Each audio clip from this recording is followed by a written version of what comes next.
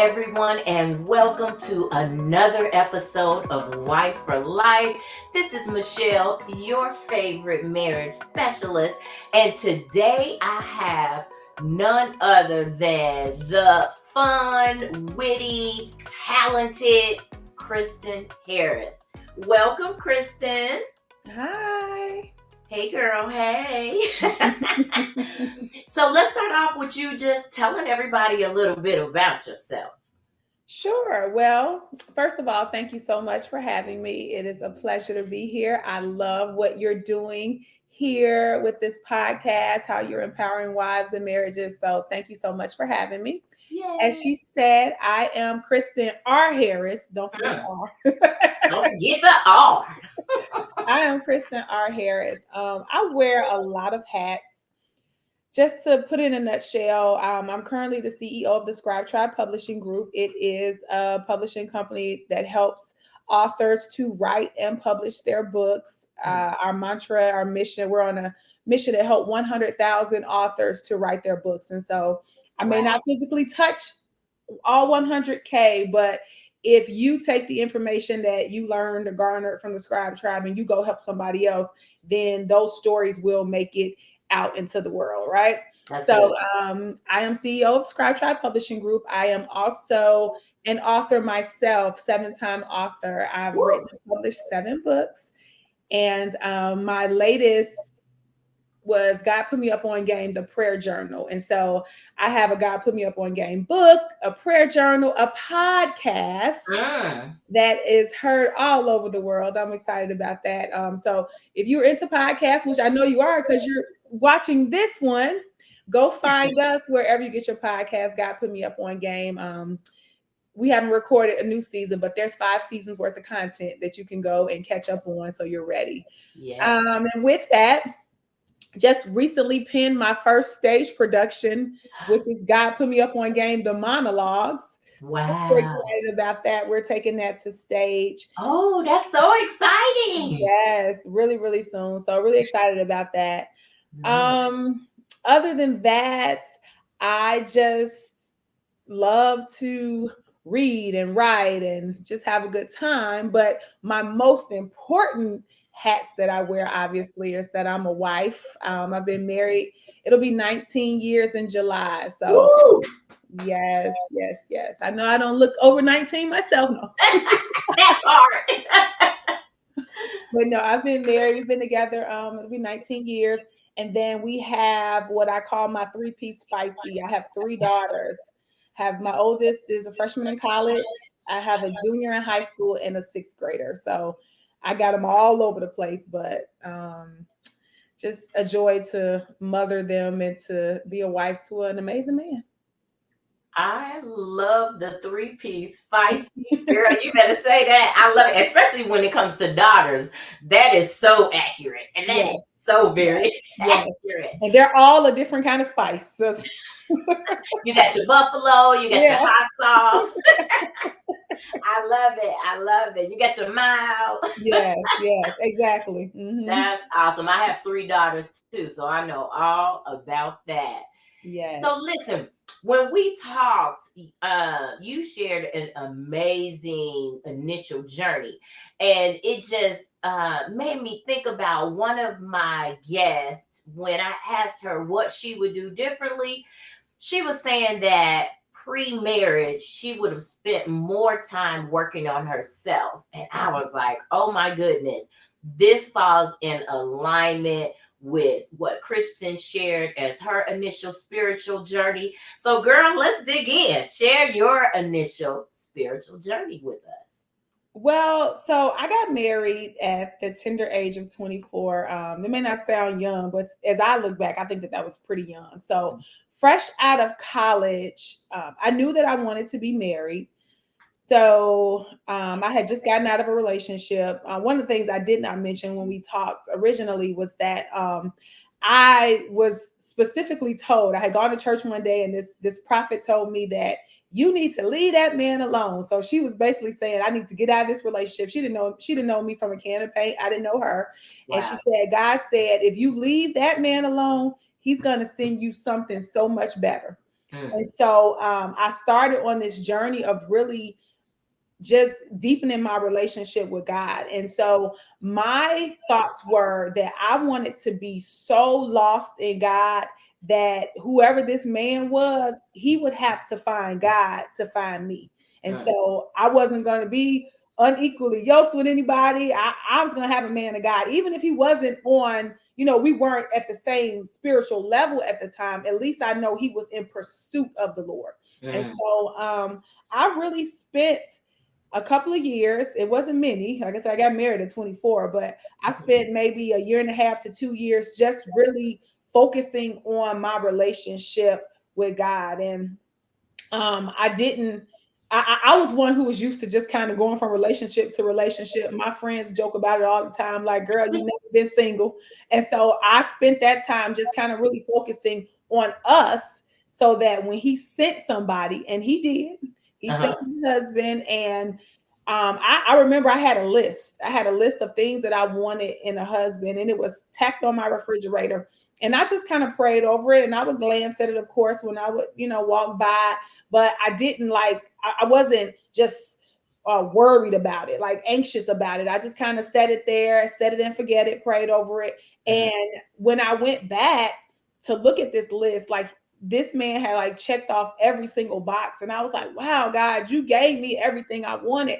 But I believe it was because I was focused on God, not mm, on this husband that I yeah, wanted. And I know that as women, we desire that, right? And so I would just say to women pre-marriage, just spend that time focusing on yourself. Stop trying to chase after this love. mm, That I think I shared with you, just like the analogy of the butterfly. I always share that with young women. When you're chasing after a butterfly, it's fleeing from you. It's going to continue to fly away. But the moment that you're not concerned about the butterfly, when you're focused on other things, i.e., yourself, i.e., mm, your relationship with God, then that's when that butterfly comes and lands gently on your shoulder. And I think it's the same thing with love. Like that's when it comes. And so I spent that time deepening my relationship with God, healing from mm, past traumas, just childhood traumas. I didn't want to bring a lot of baggage into my marriage. I did bring some, I will be honest. I still brought some things that we had to unpack together. That's why yeah, it's good to have a partner who's patient and gracious enough to unpack those things and understanding enough. So we did have to unpack some things, but I didn't want to come into a new relationship, into a marriage too heavy. So I did spend that time allowing the Lord to put a mirror up to me and say, hey, this is what you got to deal with, because I wanted to come into the marriage whole. mm, To meet, I wanted to be a whole person, meeting a whole person. yes, Two can become one. Like I didn't want to be a half of a person, meeting a half of a person, because that's yeah, not God's math. So yeah, yeah. I love that. And listen, I gotta quote you. I have to quote you because what you said to me was so powerful when we talked. You said that I got so lost in God that he had to find God to find me. mhm. Girl, you said, I had to repeat this. I got so lost in God that he had to find God to find me. Mhm. And I just think, man, if we as women would allow ourselves to get lost in God like that, so much so that our husbands would have to find God, would have to know God in order to know me. I think, man, enough said. Marriages are healed, marriages are enlightened, marriages are empowered, marriages are healthy, marriages are successful. Yeah, that's majority of the battle right there. Like so, yeah. Man, man, girl. Woo! Listen, that's still resonating with me. I got to recover. That was so good. So listen, like marriage has its own trials and tribulations, and unfortunately, current culture is a culture of pleasure and are quick to divorce when they feel like marriage does not bring them pleasure anymore. But really, That is not what God promises us regarding marriage. In fact, the Bible talks about when we go through trials and tribulations, not if, meaning we are for certain going to encounter trials and tribulations when it comes to our faith, when it comes to our womanhood, when it comes to our relationships, including parenthood, including with co-workers. We will have trials and tribulations. Some of us have more trials and tribulations than others, not necessarily because of something we've done, but that's just what our life has offered us. I feel that way about you. I feel like, my God, this is one of the strongest women I know. And so I kind of want to, talk about that. So let's dig into 2015. Let's start there. 2015. That was a really rough year for me. That was my bout with depression. Mm. So, to your point about going through some things and not necessarily any fault of our own, I will take some accountability for 2015. I Um, like that. yeah, I'll take accountability for that because I did a lot of things that year that God specifically told me not to do. Mm. And so I ended up in some situations, some business situations, just various things I wasn't supposed to. My obedience was not what it should have been that year. And so a Wow. part of that was what pushed me into that state of depression. And so I had never dealt with anything like that. I was really depressed. I was waking up crying, going to bed crying. I was so frustrated with myself because I didn't understand what was happening. I had never felt anything like that. It didn't align with my character. I'm like, this is not even who I am. I'm a person that's full of joy, full of life.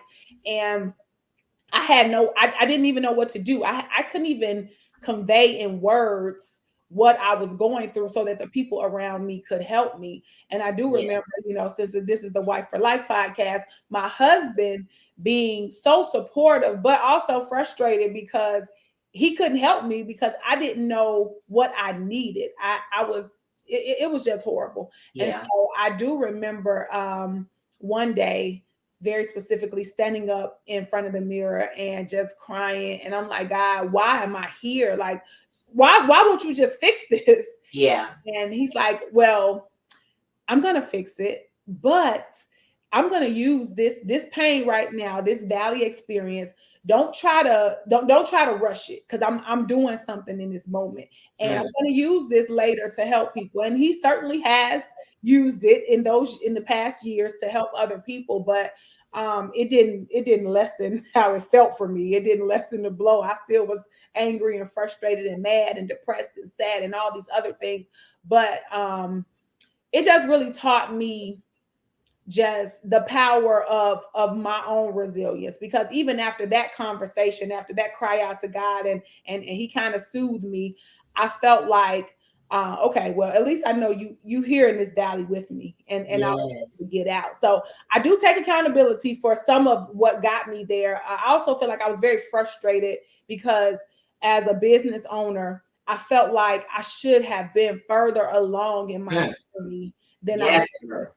And I'm very grateful now that I've let all of that go, because on this journey, you got to extend yourself some grace, Mm. especially when you're blazing new courses. I remember this old friend of mine. She told me one day. She said, "Is anyone in your family an entrepreneur or business owner?" And I was like, "No." She's like, "So you understand that this is not going to be easy for you. You're breaking a generational curse." Wow. And it's never that easy just to break a curse. Some curses you're gonna walk out and some you're gonna talk out, but you got to walk this thing out. And so just understanding that that was part of the reason that got me there. I'm very gracious with myself now. I celebrate my wins, Mm. even the smallest ones, because you got to do that to stay motivated on this journey, especially when you're blazing new courses or you're going places that you may have never seen somebody before you go before. So Yeah. yeah, that was the mess of 2015. And I think I spent a good 6 months in that place, and I vow to never go back. So even in the moments where I feel myself slipping now, I know we love to throw around this term, this seasonal depression. I look, I don't claim that. And I do know that when the days get shorter and there's less sunlight, you know, we're here in the Chicagoland area, so it's looking great half the time of winter, but I'm very intentional about Yeah. not slipping there. If I feel that I'm going down, I'm reaching for help. I'm reaching to my support system. I'm reaching to mental health professionals. So Yeah. that was a thing that I did not reach for when I was really depressed, because I didn't know. I didn't know. Mm. I didn't even know what I was dealing with. It wasn't until afterwards that I was like, man, you were depressed. But now that I have that knowledge, I take advantage of those resources. I'm making sure that I'm working out because I need that for my mental health, and watching the things that I put in my body. So I'm very intentional now that I won't slip back into that. Yes, I love it. I love the fact, first of all, thank you for your transparency, because I too felt like at some point in my business, you know, when you start a business as an entrepreneur, there are certain things they advise you to do, to have a mission, to have a vision, to have purpose, to set goals, you know, to work toward those goals. But they don't really oftentimes talk about what happens if you don't meet those goals. You know, I started my business right before COVID, and then COVID hit, and I couldn't meet my goals, and that sent me spiraling. And shoot, yours was 6 months, mine was about a year. Ray will tell you, I was so disappointed. I was so frustrated. I was depleted. I was de energized, and just didn't want to do anything to get myself out of it, because I just didn't have hope at the time. And even though I know the Lord well, and I believe in Him, but I've always had, since childhood and since childhood experiences, this inner belief system that I've had to counter, which is the world is against me and it's not a good place, you know? Mhm. And so just knowing yourself and understanding yourself and paying attention to yourself is so valuable to getting to the place of healing, to getting to a better mental space. But then also, like you said, understanding that sometimes you just can't pull yourself out. Sometimes you actually need to ask for help, whether that be asking for help from your husband, your family members, or getting a professional, whatever that may be. Mhm. You know, and in the past, you know, my husband is an advocate for exercise. Girl, you know, the pro football player loves him some exercise. He believes in some exercise. And all I thought about exercise was, that's just going to make me more tired. And I already feel tired because I'm depressed. You know, but now that I'm on the other side of that, he's absolutely right. Isolating yourself is not the answer. Mhm. When you're depressed, and I'm not talking clinical depression, I'm talking about season of life depression. When you're depressed, isolation is never the answer. The answer is open communication, as you shared. The answer is talking to others who you think may even understand your journey. The answer is doing things for yourself that bring joy to you. You know, even if sometimes it's as simple as having some time to take a bath, listening to some good music, going out dancing, or if you're a foodie like me, going to a new restaurant, you know. But whatever that may be, sometimes it really needs to be exercise and getting those endorphins going. Sometimes it needs to be talking to a coach or a therapist who can give you some skill sets to, next time, if there is a next time, preventative skills or skills to be able to lean on during those times. But I can't say enough, isolation is never the answer. So anyway, thank you for sharing that. I love the therapy, the exercise, and the clear communication. But most importantly, what I love is that you recognize you weren't giving yourself grace. Because I know I don't give myself grace, girl. I But expect so much of clearly, because I don't understand how why you would be upset starting a business right before COVID. Like you had the world against you. So if anybody could extended themselves some grace, it's you. Like, myself. so But you know kudos what? to you for making it here post COVID and Yeah. still persevering. Yeah, people still tell me you can't count those 2 years of COVID, but in my mind, I was not counting the. I mean, I wasn't thinking of it as yeah, you had 2 years of COVID. I was thinking of my goals by 3 years, by 4 years, and I just didn't achieve my goals. To me, COVID was an excuse. And that wasn't fair. That's not extending grace, and that really wasn't being honest with myself, Mhm. to be truthful, Yeah. because I did, in some ways my business did do better during COVID because people were at home with each other more. So Realizing all those flaws. yeah, Flaws yeah, and yeah. flaws. So that brought about its own issues, but yeah. So anyway, enough about that. I want to now talk about, woo, girl, 2022. Let's dig into that. 2022. Well, so unlike 2015, I can't say that 2022 was anything of my doing. It just was the hand that I was dealt. So let's see, 2022. It was really a year of health challenges. I've never really been challenged in my physical health, so that was brand new for me. Yeah. I kicked off the year. I brought in the year with COVID. Speaking of COVID, and I had COVID bad, so I was in isolation, bringing in the new year, and I had no idea that that was going to be indicative of the type of year that I was going to have, like pretty much grounded. So that was the beginning of the year. March, I believe it was 25th, 24th or 25th.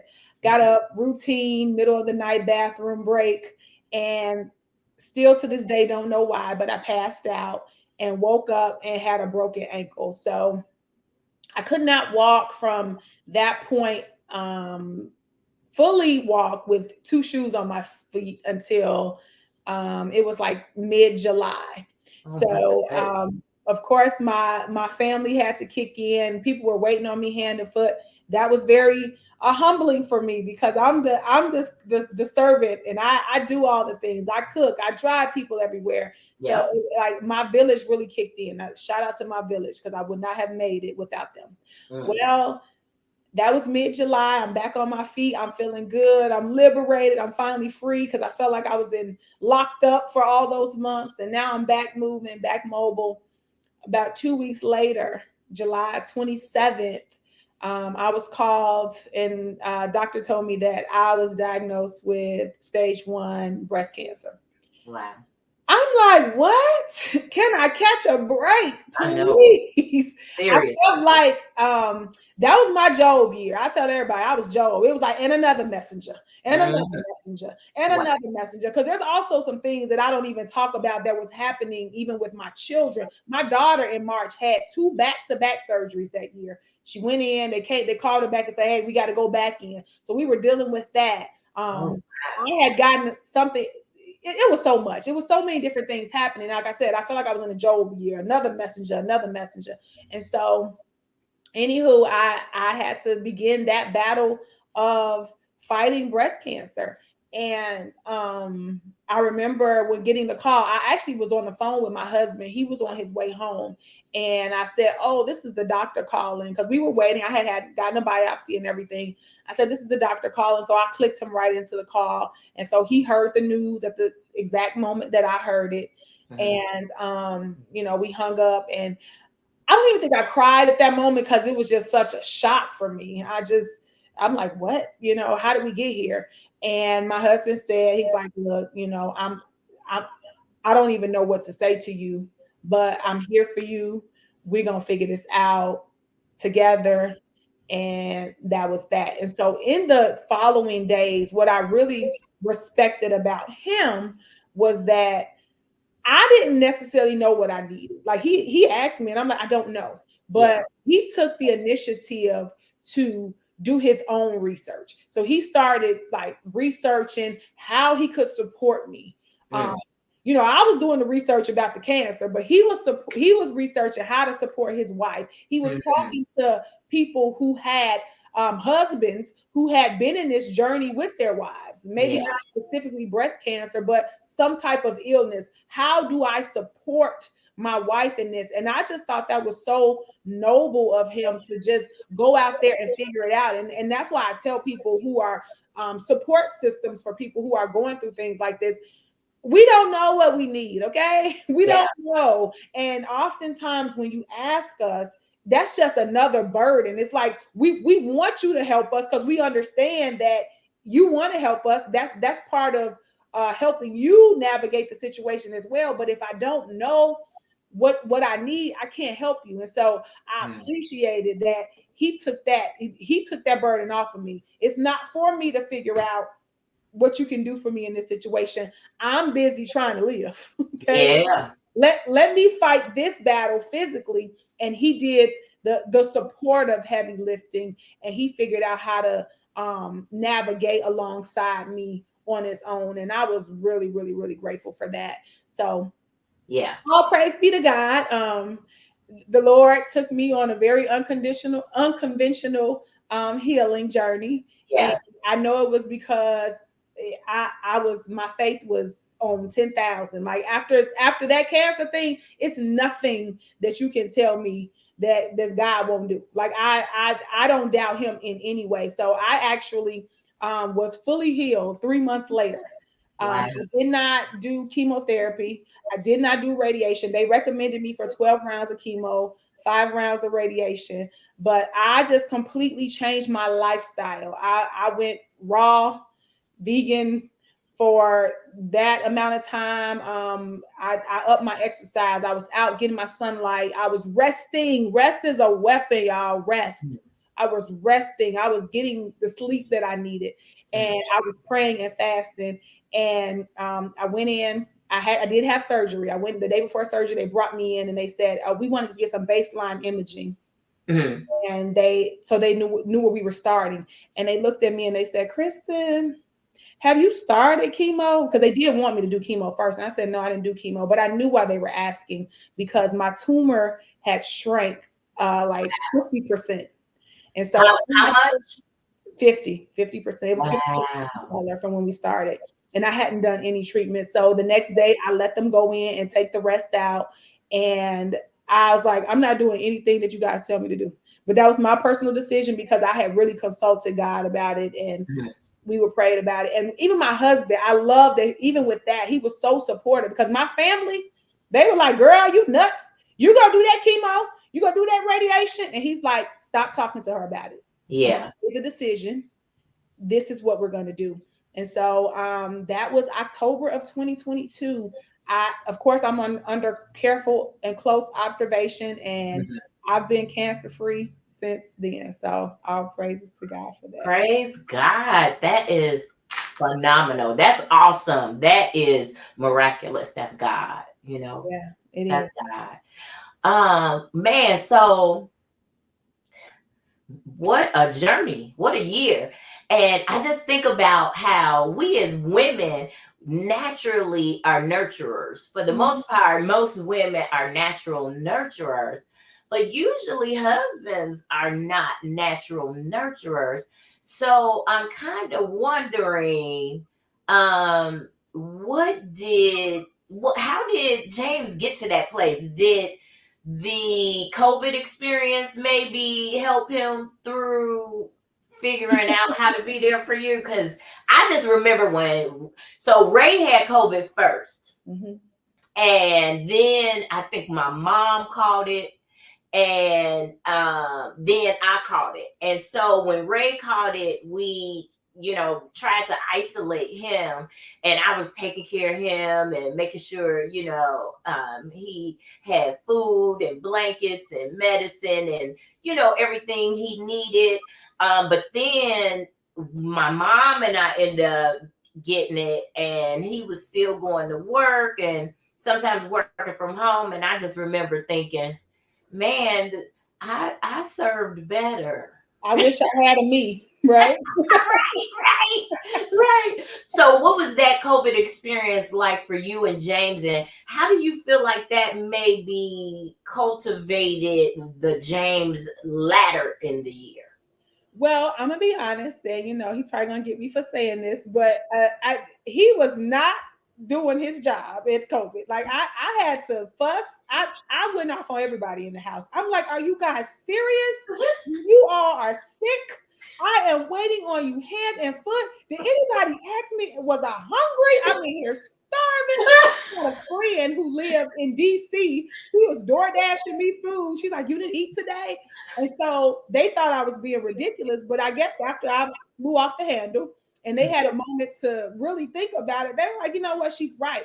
But I had to realize I had to extend him some grace. Like you Mhm, said, naturally, he's not a nurturer, mhm. so he had to really learn to step into this role. But what I told him, I said, I just think about how I take care of you. Yeah, That's how I want to be taken care of. yeah, I don't like that I'm down and out because I'm a mover and a shaker. I wish I could get up and get in there and make my own food and do all these things, but I can't do it right now.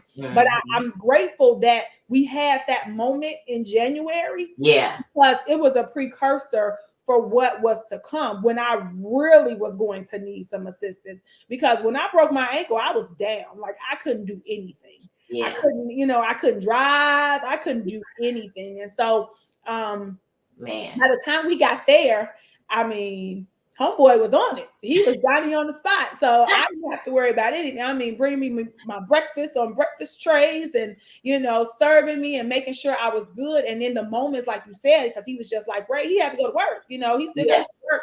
And so in those moments, he made sure that there were people who were available to assist me. He put in the calls, hey, go over there, feed her. She needs to go here. She has to go to the doctor. So he was making sure that I was taken care of. And then by the time we got to breast cancer, hey, he was a pro, so I didn't have to worry about anything. that So, part.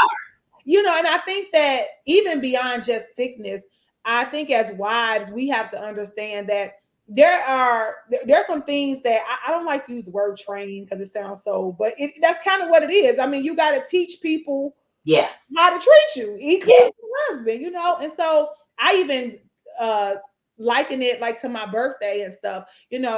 My husband, I'm like, did you plan anything? My birthday was coming on this time last year, the same day, same time every year. 40 plus years. And so, but now, women, they're like, oh my God, I saw he had a whole day plan. Yeah, it Yeah. didn't start that way. That was a training. We got there. And so you gotta extend some patience, some grace, and be willing to teach. Same Yeah. way, we got to be willing to be taught because there's some things that our husbands want to teach us about the way Yeah. that they want to be treated. And so it's Amen. very reciprocal. So yeah. Yeah, no, I love that. And I kind of look at it as preparation to the COVID, to the cancer Mhm, process. It mhm. was preparation. God was already, preparing him for that moment. And even though it didn't feel good for either of you, thank God for having an overview, like for having a different perspective than what we have to know that this is going to be needed futuristically. So let me start the preparation Mhm, process now. mhm, mhm. And, I will say to give kudos to Ray Mack that I do feel because I think he's like a romantic too. I do feel like his intention and desire has always been to serve me well. And I'm sure you could probably say that Absolutely, about absolutely. James, right? Mhm, And so when I have a client who is frustrated because their spouse doesn't serve them well and they're frustrated with feelings that they shouldn't have to tell them how to love them, I think we absolutely have to tell each other how Mhm. to love each other because we're different. We're Mhm. so different. And Mhm. I'm not just talking about male and female different. I'm talking about how we were raised. You Yeah. know, did your parents throw you birthday parties or make a Mhm. big deal out of your birthdays? Yeah. Because if not, that may not even come to your mind when it comes to your spouse's birthday. You know what I'm saying? So Mhm. Absolutely. I love your term, give grace. We have to give grace in all things when it comes to marital relations because you just never know what our spouse's experience was that was so different from ours and how it is showing up in the Mhm. relationship, you know? Mhm. So, yeah. So, anyway, that was a year. Strongest woman Yeah, I know.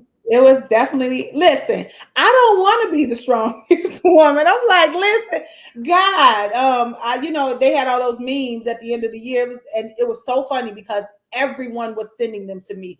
The Mm. memes that were like, me checking to make sure I'm not on God's strongest list for 2023. I got that message at least 20 times because everybody knew that I was fed up. Okay, like I don't want to be on the strong list for 2023. I know that's right. I know that's right. Too But I bad. also, to that point, what you made earlier, some people are just chosen to go through a lot, but I also believe that those people are also chosen that when they make it through, Yeah. after this, after Yeah. you have suffered for a little while, you're going to be strengthened and perfected and established and all of those things. And so I do believe that I'm walking in that promise right now. Yes, absolutely. I agree. I believe from birth to whatever your current age is, you've been pruned and prepared for future experiences, future encounters. And oftentimes we look at those struggles, those trials, those tribulations, and are like, woe is me. But if we change our perspective to look at it as training, then we could embrace it and say, oh, okay, I get it. God was preparing me so I can offer this gift to others or to my spouse or to my children or heck, even to myself. I was telling one of my guests that when I was in elementary school, because I'm a city girl, and that was first through eighth grade, we didn't have a lot of middle schools in Right. the city. I had a girl from second through seventh grade who picked a fight with me every year. Mm. And I was a more shy, mild mannered, passive personality. But every year, this girl picked a fight with me. And so every year we got into a fight. And my mother she grew up in the inner city with a bigger family, and she just did not settle for that. And she did not want me to settle for that. She was like, look, you got to defend yourself. If you don't defend yourself, you're going to get it when you get home. Mm-hmm. Some of us know we get it, right? Just saying. So I didn't want to deal with my mom. So I began to defend myself. Now, during that time, it's like, God, why? Why do I have to keep dealing with this violent girl?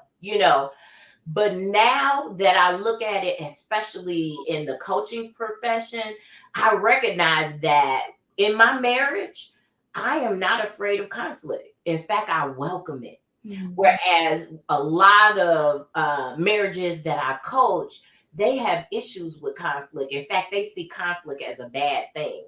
For me, it's a good thing. And I'll tell you why really quickly. In eighth grade, my grandmother insisted that I type this girl a letter and let her know, hey, I don't have anything against you and I don't want to fight with you anymore. So I typed up this letter, typed, first of all, with a typewriter. I'm telling my age. But I typed up this letter and I gave it to the girl. She did not bother me one bit. In fact, we became cool. We were in different classrooms, so we weren't like friends, but we were cool. When we saw each other, we spoke and we were cool. And that taught me something too. That taught me on the other side of conflict, there could be peace. There could be a wonderful relationship on the other side of that. There could be growth. you know. And so I don't fear conflict, and that's what I bring to the marriage. And I think Ray is grateful for that, but I also think it's something that I can offer my clients as a result of that experience. And that's my hope for everybody listening, that they recognize that conflict doesn't have to be a bad thing. It can actually be a great thing and a great learning experience. So anyway, That's good. That's good. thank you, thank you. So I want to talk to you about what you would do differently now that you've been married for this long, and you know what you know, you've matured, you've grown. What would you do differently knowing what you know now regarding your marriage? You know, I hope my husband doesn't watch this. Oh, The one thing I would do different is I would tame my tongue. ooh, This mouth right here. I do believe that many of our early struggles would not have been if I learned how to shut my mouth. mm, And not in a way, to your point, conflict can be healthy, but I didn't know how to choose my battles. mm, I felt like I had to say something. There had to be a rebuttal for everything. Now I'm so much wiser. I mean, this is almost 20 years later, but I'm a lot wiser. So if I could go back, I would probably be like, girl, just shut up. Just zip it. silence. Yeah, stop. Because now I'm so much more aware. Everything doesn't require a response. There's some days my husband may be having a bad day at work. He works with children at work. Okay, he's in the education system, so I can imagine.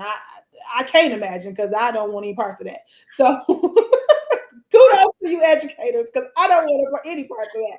So Amen. just the stress of that, and sometimes he may come home and he might be a little snappy, and instead of me popping back, Mm, I'm like, let me give him a moment. He needs to decompress. He needs to let go of everything that has happened today. Where back in the day, oh, I'm all in your face, like, what's wrong with you? Who you talking to? I'm going off. But I'm grateful that and he even commented on it maybe like a week or so ago. He's like, you really he's like, I know sometimes I may be out of pocket. He's like, but you really know how to diffuse situations. I say, yeah, mm. 'cause I'm wiser now. So Okay. I would probably tell myself to be quiet. And one of the prayers I pray is a scripture, and I don't even know where to find this. And I think it's in Psalms. Mhm. It says, Lord, keep watch over, set a guard over my mouth, keep watch over the door of my lips. I say that all the time. Wow. And not just in my marriage, but just in life. Because this tongue right here, baby, it will cut you up. So I have to be mindful of that. So I think that Yeah. would be my number one thing. Like, girl, just be Mm, quiet. Instead of sometimes you don't have to pop off. Take yeah. God. I'd be like, God, get your boy. Get this your son. Get him together. Get him. You better get him before I get him. What? Tell everybody what your friends call that. Oh yes. So they put me years ago. My friends put me in clapback management because they said I had a clapback for everything. Not just my husband, but just people I didn't know. They was like, ma'am, like where God is taking you, you cannot. Yeah. You gotta tame that tongue. And so Mm, they put me in clapback management, and it was hard. I ain't gonna lie, because I was still clapping back, but gradually I saw change, and I mhm. saw that I was clapping back a lot less. And so Yeah. here I am today. Um, my name is Kristen Harris, and I'm in clapback management. Clapback management recovery. I love that. I love that. And you know what else I really love about that?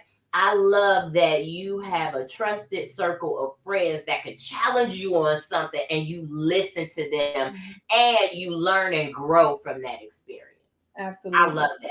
Absolutely. You gotta have the right people around you. Iron sharpen iron. I gotta be, you gotta be able to receive from me, and I gotta be able to receive from you. And Ooh, even going back to that whole year of 2022, I say this so much. If it was not for the people who were around me, Mm, I don't think I would have made it. yeah. My Aaron's and my hers who held my arms up to make sure that as long as I had my hands up and I was still in a position of praise, a posture of praise, that Mhm. I was going to be victorious. Like I know what it looks like, but I'm here. When you get tired, I'm holding your arms up. And so it's so important. And so I pray that anybody that's listening, if you don't have that, that you pray like, God, send me my circle, send me my core, people Yeah. that I can hold up and people that can hold me up. I love that. I love that. Pray. Let us all pray about our circle. And I'm really grateful for my circle, and I'm grateful that you're in it. Thank you. Oh, I I'm appreciate so that. grateful to be here. I'm so grateful you're in it. You are such a force. And part of that includes the clapback, and part of that makes you who you are. And so I appreciate the fact that you're in my circle. I appreciate all the gifts and the nuggets that you bring to the table, like the butterfly. I appreciate your yeses in the sense that you spoke at my tea a couple of years ago and was freaking phenomenal. And now here you are on my podcast. But I also want to give homage to you because I wouldn't have this podcast if it wasn't for you, if it wasn't for your help getting me started. During a time where I was handicapped technologically and afraid, just to be honest, just trying to be obedient and step out on faith, doing something that I enjoy doing privately, but was very nervous to do publicly. And so just wanted you to know and everyone to know that today I wore some earrings that my daughter gave me. I don't know if you guys could tell. They say boss in the middle. You see that? It says boss. Boss. And the reason why my daughter gave me these earrings was because she identified her mom as a boss because she had her own podcast. And I was so honored by that. I just think nothing brings us more joy than our children looking at us and learning from us and admiring the things that we're doing and possibly emulating that when they get older. So thank you. Thank you so much Oh, for being a that's part of so my journey. beautiful. Yeah. Thank you. Thank you for allowing me. And thank you for just being who you are to me. I did not say this, but let me tell you, my sister Michelle, she was the first person that blessed me when I was down and out. This beautiful arrangement came and I sat, she didn't know this, but I sat and cried because I was just like, Oh, some people love me. And it was like the beginning. Like you opened the floodgate. And after that, like things were just showing up every day. And it was just such a blessing to me. So I thank you for being the light that you are in the world. And I thank you for your yes, because your yes is out here changing lives and changing marriages and helping wives to just rewire how we think and shift our mindset so that we can be a part of successful, thriving marriages. So shout out to you for saying yes and being courageous because it's not easy. I know it's not. I do this, so I know it's not easy. To put yourself on Front Street. So yeah, yeah, for sure. Thank you. You just warmed my heart. You made my day. You gave me strength to keep on keeping on. And I also want to say thank you guys for listening. I hope in some small way that these podcasts are blessing you, are helping you learn and grow, are giving you some sense of camaraderie because you're not alone. We all go through very similar experiences. And I just love that we're going through it together. So thank you for listening to another episode of Wife for Life with none other than your favorite marriage specialist, Michelle McElroy, and my wonderful host this week, or this month, I should say, Kristen Harris. Have a good day.